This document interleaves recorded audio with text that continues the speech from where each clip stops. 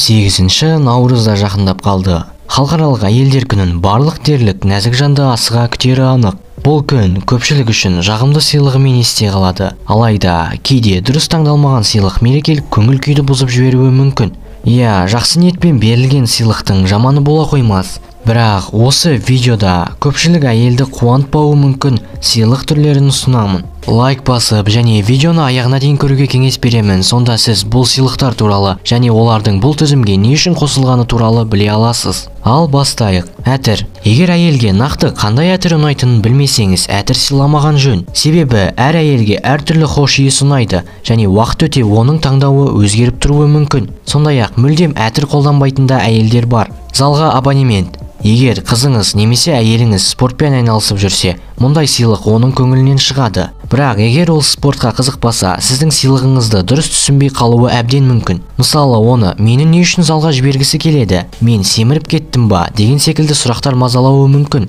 Бұл сыйлықты 8 наурызға емес, кейінге қалдырыңыз. Өзімен ақылдасып, ойын біліп, залды бірге таңдағаныңыз дұрыс. Бөлме өсімдігі. Кей ер адамдар бөлме өсімдігі ұзақ сақталады, ал тірі гүлдер жылдам солып қалады деген оймен осы сыйлықты таңдайды. Алайда әр әйел 8 наурызға тірі гүл шоғын алғысы келеді.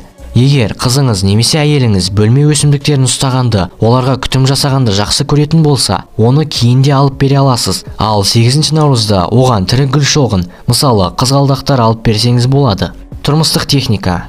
Әрине, әйелдер ас үй ханшайымдары, бірақ 8 наурызда оған тұрмыстық техника сыйлау жақсы идея емес. Кастрюль, блендер және шаң сорғышты басқа күндері себепсіз сыйлай беріңіз. Ал 8 наурызда әйелге үйге қажет зат емес, өзіне қажет сыйлық алып беруге тырысыңыз. Жұмсақ ойыншықтар. Мына ережені ұмытпаңыз. Барлық жұмсақ ойыншықтарды әйелдер емес, кішкентай қыздар жақсы көреді. Иә, бірінші рет көргенде ол оған ұнауы мүмкін.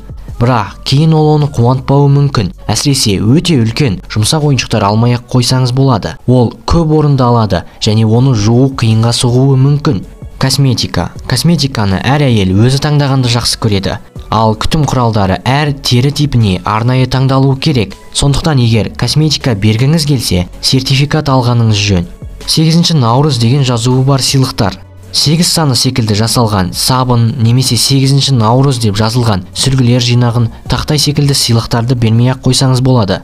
Мұндай сыйлық алған әйел өзін көптің бірі секілді сезінуі мүмкін. Алайда әр әйел өзін ерекше сезінгісі келетінін ұмытпаңыз. Кейбір әйелдер бұл айтылғандармен келіспеуі мүмкін. Сондықтан сіз қандай сыйлық алатыныңызды әрине өзіңіз білесіз. Ал бұл видеоны көріп отырған әйел заты болса, астына бұл видеода айтылғандармен келісесіз бе? Сол туралы өз ойыңызды жазып кетсеңіз болады. Сізге қандай сыйлықтар ұнайды, қандай ұнамайды? Сол туралы да жаза кетсеңіз болады. Егер де арнаға тіркеліп қоңыраушаны басып қойсаңыз, бұл маған үлкен қолдау болар еді.